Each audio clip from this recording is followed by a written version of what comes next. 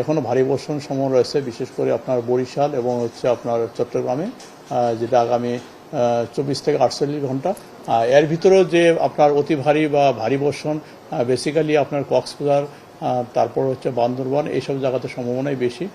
সে তুলনায় চট্টগ্রামে বৃষ্টি কিছুটা হবে, যদিও ভারী বর্ষণ হবে সে তুলনায় কম হবে।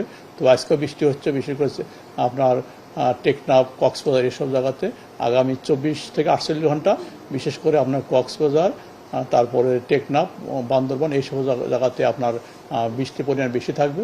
সে তুলনায় চট্টগ্রামে একটু কম থাকবে, তারপর চট্টগ্রামে ভারী বর্ষণের সম্ভাবনা রয়েছে। আর বাদবাকি বিশেষ করে আপনার উত্তর অঞ্চল এবং উত্তর পূর্ব অঞ্চল বৃষ্টি, যেটা এই সময় নর্মাল যে বৃষ্টি, এই বৃষ্টিটাই চলমান থাকবে। এটা হচ্ছে আপনার যে আমাদের যেটা এখন লেটেস্ট যে আমাদের যে অ্যানালাইসিস, আমাদের মডেল আউটপুট, এক্ষেত্রে দেখা যাচ্ছে বিশেষ করে শুধু বরিশাল চট্টগ্রাম এই দুটো ডিভিশনে আপনার ভারী বর্ষণের সম্ভাবনা আছে। এর ভিতরে সবচেয়ে বেশি বৃষ্টির সম্ভাবনা আছে আপনার কক্সবাজার, টেকনাফে এইসব জায়গাতে।